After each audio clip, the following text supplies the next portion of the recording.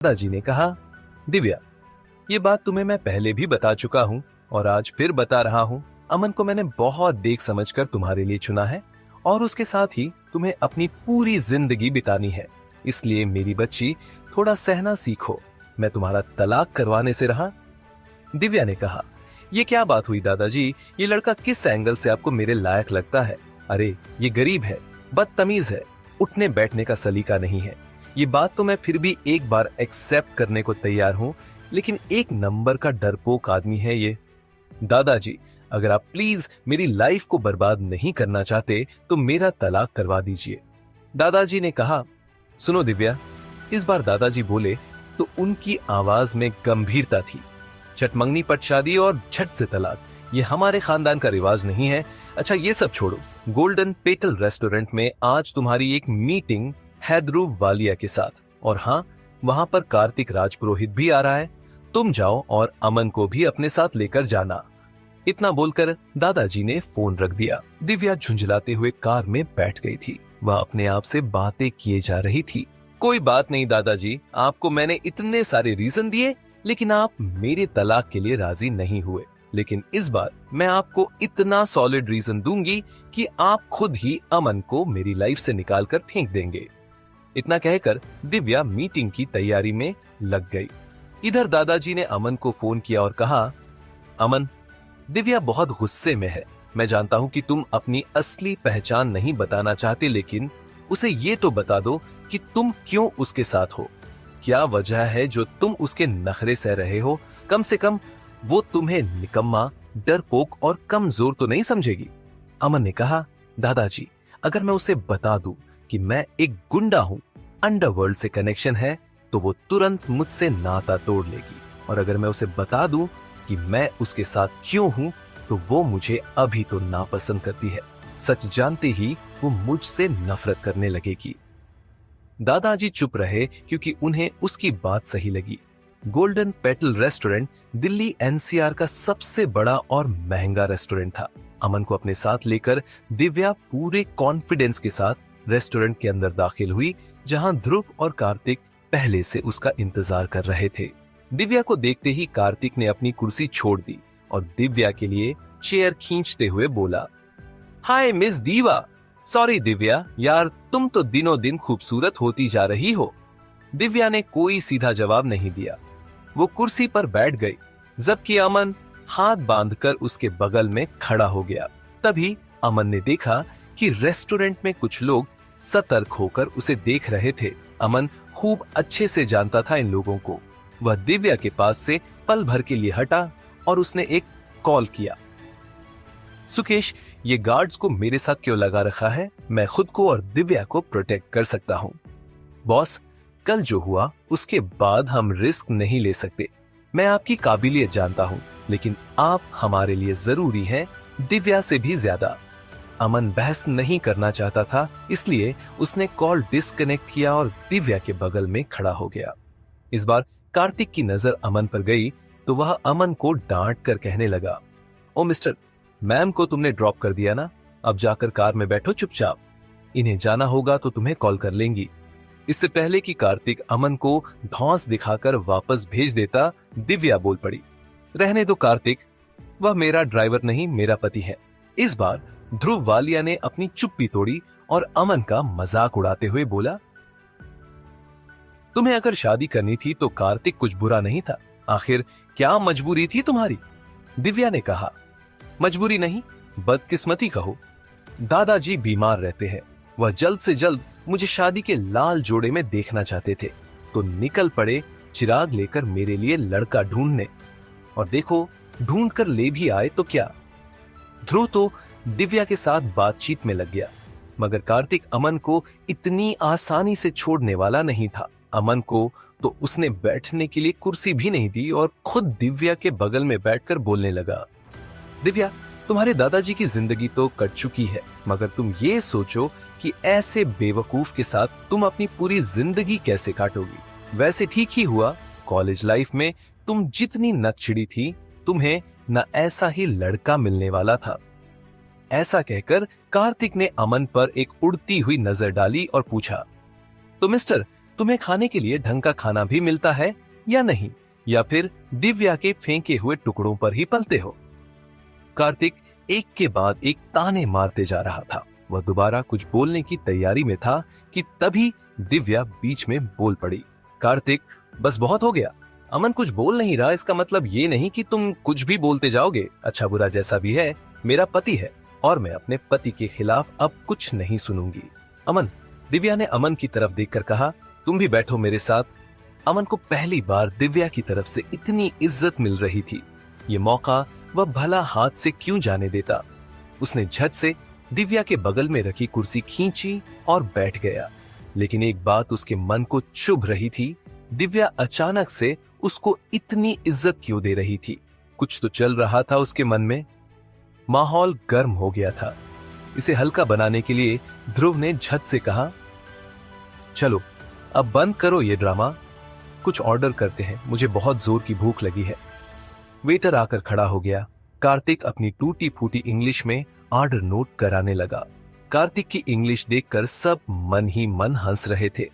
कार्तिक का order note करने के बाद वेटर अमन की तरफ पलटा कि तभी कार्तिक बीच में बोल पड़ा, देखना अमन, यहां पर वेटर भी इंग्लिश में ही ऑर्डर लेते हैं। तुम्हें अगर इंग्लिश नहीं आती हो तो दिव्या तुम्हारी मदद कर देगी। अमन ने कहा, मुझे किसी की मदद की जरूरत नहीं है। कार्तिक ने कहा, अगर तुमने इंग्लिश में एक भी सेंटेंस बोल दिया तो फिर तुम जो चाहे वो ऑर्डर कर सकते हो। तुम्हें जो चाहिए तुम वहां मंगा लो, बिल मैं दे दूंगा। दिव्या तो जानती थी कि अमन के लिए यह मुमकिन नहीं है, मगर ध्रुव भी नजरें टिकाकर अमन को देखने लगा।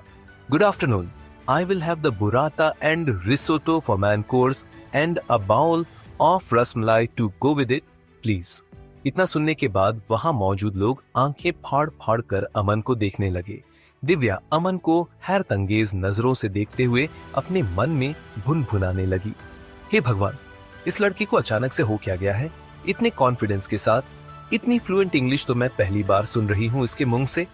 थोड़ी देर ऐसे ही सवाल जवाब चलता रहा। तब तक वेटर ऑर्डर लेकर आ पहुंचा। वह बड़ी बड़ी सर्विंग से सबकी प्लेट लगाने लगा। वेटर अपना ऑर्डर पूरा करके वापस लौटने लगा कि तभी अमन ने उसे रोका और बोला, अच्छा सुनो, जरा मेरे लिए एक ग्लास गुनगुना पानी ले आना। वेटर ने सिर हिलाकर मुस्कुराते हुए जवाब दिया, गेन्यू, माफ करिए सर, लेकिन हम लोग यहाँ केवल बोतल वाला पानी ही ऑफर करते हैं। अमन ने कहा, क्या भाई, एक छोटा सा ढाबा भी फ्री में पानी देता है, फिर ये तो इतना महंगा रेस्टोरेंट है। इतना सुनते ही कार्तिक की हंसी छूट गई। ढाबे में पानी फ्री में मिलता है, इतने महंगे होटल में नहीं। कोई बात नहीं, तुम्हें तो ढाबे में ही खाने की आदत होगी। अपनी बात कहकर कार्तिक खुद ही हंसने लगा, लेकिन अमन गंभीर था। उसने धीरे से वेटर से कहा, सुनो, अपने मैनेजर को बुला कर लाओ, मैं उनसे बात करता हूं। वेटर ने कहा, ओके सर। इतना बोलकर वेटर चला गया और सभी लोग खाने लगे। इधर वेटर जब किचन एरिया में पहुंचा तो वहीं उसकी मुलाकात मैनेजर से हो गई। उसने कहा, सर, टेबल नंबर 102 पर जो कस्टमर बैठे हैं उन्होंने मुझसे एक ग्लास सादा गुनगुना पानी मंगवाया है। मैनेजर ने कहा, हाँ तो मुझसे क्यों पूछने आए हो? मैंने बताया सर, लेकिन वो कुछ सुनने को तैयार ही नहीं है। कहता है अपने मैनेजर को बुला कर लाओ। अच्छा, यानी अब मुझे कानून सिखाएगा। ठीक है, मैं करता हूं बात इससे। इतना बोलकर मैनेजर अपनी कॉलर ठीक करता हुआ डाइनिंग रूम की तरफ चल पड़ा कि कोई दरवाजे से निकला और मैनेजर को अंदर खींच लिया। थोड़ी देर बाद जब मैनेजर निकला तो उसके होश उड़े हुए थे। हॉल की तरफ न जाकर वह वापस किचन की तरफ हांफते हुए चल पड़ा। कुछ पल के बाद कार्तिक ने देखा कि सूट बूट पहने एक आदमी हाथ में पानी का ग्लास लेकर चला आ रहा है। ये रेस्टोरेंट का मैनेजर था। टेबल के नजदीक पहुंचकर उसने पूछा, सर, ये गुनगुना पानी किसने मंगवाया था? माफ करिए सर, बच्चे को समझने में गलती हुई होगी। अगर मैं पानी नहीं देता तो इस रेस्टोरेंट को कितना नुकसान होता, और हो सकता है मेरा लाइसेंस भी रद्द कर दिया जाता। अब आप बैठिए और डिश का आनंद लीजिए। कार्तिक अपनी हार पर दांत पीसते हुए फिर से बैठ गया। मैनेजर अमन को देखकर मुस्कुराते हुए वापस लौट गया। अमन समझ गया कि यह माजरा क्या था। उसने सिर पर हाथ रख लिया और सुकेश के प्लेस किए हुए गार्ड्स को देखा जो मुस्कुरा रहे थे। इधर अमन दिव्या को अपने साथ लेकर लौट आया। कार जैसे ही बंगले के बाहर जाकर खड़ी हुई, दिव्या झटके में दरवाजा खोलकर उतर गई और बोली, मुझे तुमसे कुछ बात करनी है अमन। मैं जरा चेंज करके आती हूँ, तुम ऊपर आओ, फिर बात करूंगी। इतना सुनते ही अमन की सिट्टी पिट्टी गुम हो गई। दिव्या तो यह बोलकर कमरे में चली गई। अमन गैराज में कार के पास खड़े खड़े अपने आप से कहने लगा, मारे गए अमन, लगता है इसे मेरे ऊपर डाउट हो गया है। कार्तिक के बहकावे में आकर मुझे इंग्लिश नहीं बोलनी चाहिए थी। अभी तक गरीब दबे कुचले आदमी की जो मेरी इमेज थी उसका सत्यानाश हो गया। अब इस सच को छुपाने के लिए फिर एक नया झूठ बोलना पड़ेगा। अमन ये सब सोच ही रहा था कि उसे कुछ साए दिखलाई पड़े। वो चुपचाप उस दिशा में बढ़ने लगा। अब उसे कुछ खुसफुसाहट भी सुनाई देने लगी। इधर दिव्या को लगभग 10 मिनट बाद याद आया कि उसका बैग कार में ही छूट गया है। वह अमन से मंगाने की बजाय खुद ही लेने चली गई। वह गैराज पहुंची तो वहां अमन कार के पास खड़ा था और उसके हाथ खून से सने हुए थे। दिव्या ठिठक गई, उसकी आंखें बड़ी हो गईं और उसकी पुतलियां स्थिर हो गईं, जैसे वो ट्रांस में चली गई हो। और फिर वो चीखी, तुमने डैडी को मार दिया, तुम उनके किलर हो? नहीं दिव्या, ये सच नहीं है। दिव्या अमन की तरफ बढ़ी और अपनी मुट्ठियों से उस पर वार करने लगी। अमन आंखें बंद किए उसका हर वार सहता रहा, जब तक कि दिव्या शौक से बेहोश नहीं हो गई। अमन ने उसे गोद में उठाया और उसके कमरे की तरफ ले जाने लगा। तभी उसे 18 साल पहले की वह शाम याद आ गई जब 5 साल की दिव्या के डैडी का बीच चौराहे पर मर्डर कर दिया गया था। वह बच्ची सुध बुध खोकर यूं ही अपने डैडी की डेड बॉडी के सामने बेहोश हो गई थी। डैडी, मुझे अकेले छोड़कर मत जाओ, उठो ना डैडी। वहीं खड़े 10 साल के अमन ने 5 साल की दिव्या की हालत देखकर एक कसम खाई थी।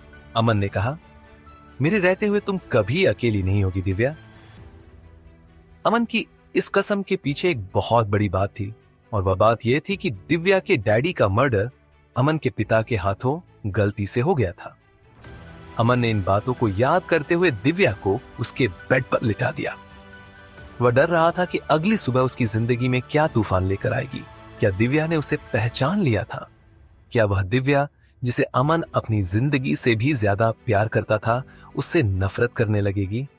जिस दिव्या के लिए अमन ने अपना अंडरवर्ल्ड, अपना खड़ा किया हुआ साम्राज्य छोड़ दिया, क्या वही दिव्या उसे छोड़ देगी? वैसे अंडरवर्ल्ड में अमन की जरूरत बढ़ती जा रही थी। उसका गैंग चाहता था कि वह वापस आ जाए। क्या अमन वापस चला जाएगा या अपनी दोहरी पहचान वाली जिंदगी जीता रहेगा? क्या हुआ इस कहानी में आगे जानने के लिए सुनते रहिए ये कहानी पॉकेट FM ऐप पर